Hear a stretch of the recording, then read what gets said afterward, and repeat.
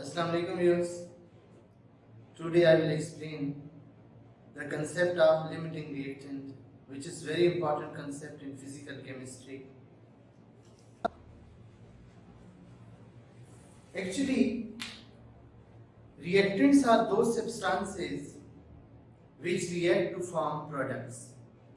Suppose we have two reactants, one is A, second is B. They react to form C. Reactants are always two or more than two. These are the two reactants, one is A, other is B. They react to form the C. Sometimes one reactant is very expensive and one reactant is cheap. In such cases, in order to utilize the expensive reactant, chemists take the one reactant in excess.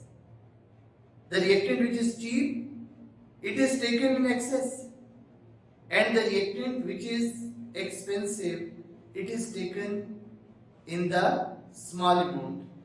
In order to utilize the expensive reactant, if other reactant is taken in excess, then concept of limiting reactant is used. We should know that what is the purpose of this? What is the application of this in chemistry?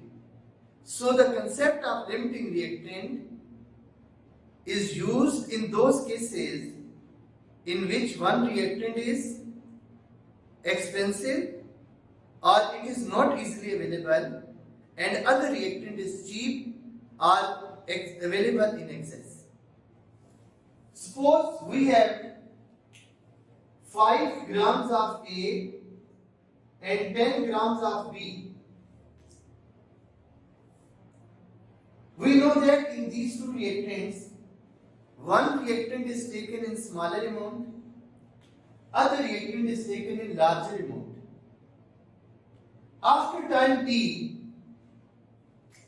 it will become 0, but it will be 5 gram. If the both reactant react in equal amount. So the reactant which is consumed completely in a chemical reaction, the reactant which is present in smaller amount, the reactant which control the amount of product is called limiting reactant. The reactant which is consumed completely in a chemical reaction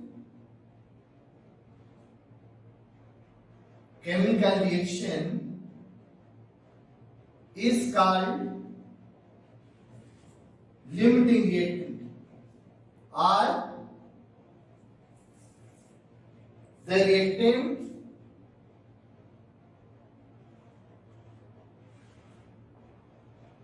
which is present in smaller amount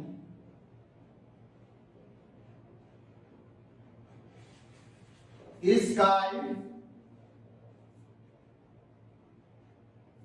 limiting reactant or the reactant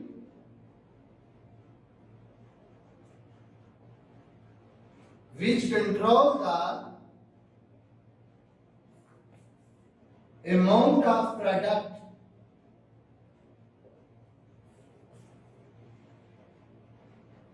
is called limiting reactant.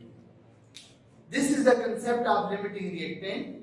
The reactant which is consumed completely in a chemical reaction or reactant which is present in smaller amount or reactant which control the amount of product is called limiting reactant. And second reactant which is present in excess, it is called non-limiting reactant or reactant is in excess. The reactant which is left behind after a chemical reaction is called reactant in excess. This is the concept of limiting reactant, but actually I will explain the numerical application of limiting reactant, how we can calculate the limiting reactant, how we can identify the limiting reactant, how we can say that this numerical is related with the limiting reactant. Actually, there are two types of numericals in stoichiometry.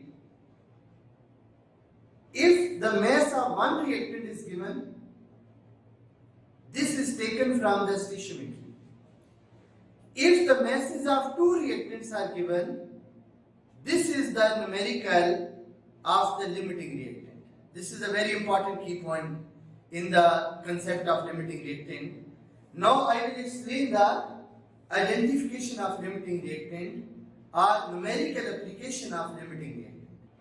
Identification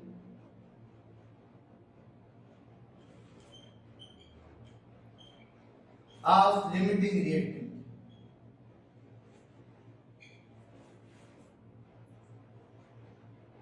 In order to identify the limiting reactant, we will follow the following steps. Number 1, calculate mass of reactants from given masses. Calculate the mass of reactants from given masses. Number 2, calculate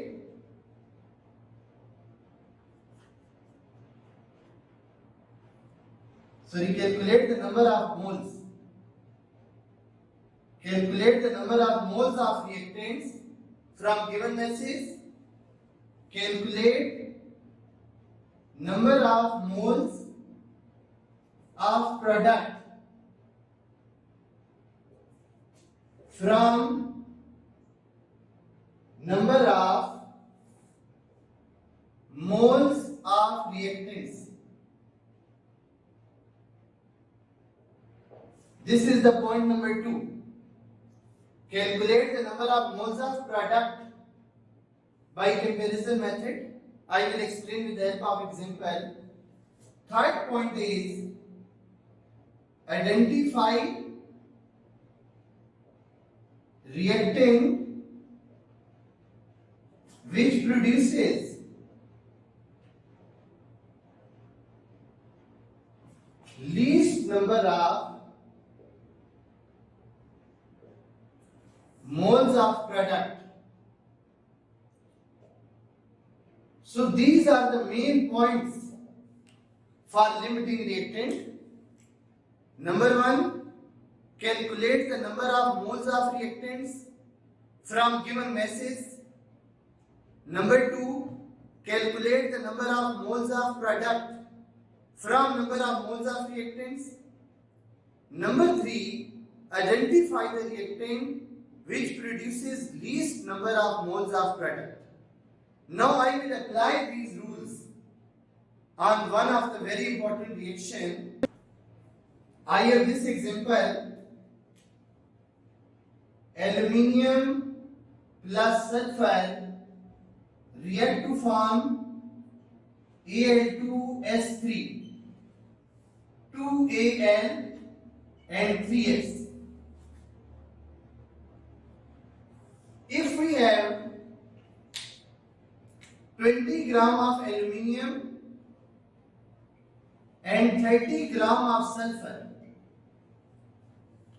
and our question is identify the limiting reactant, and B part is mass of Al2S3, C part is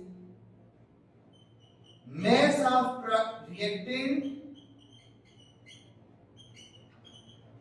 left unreacted.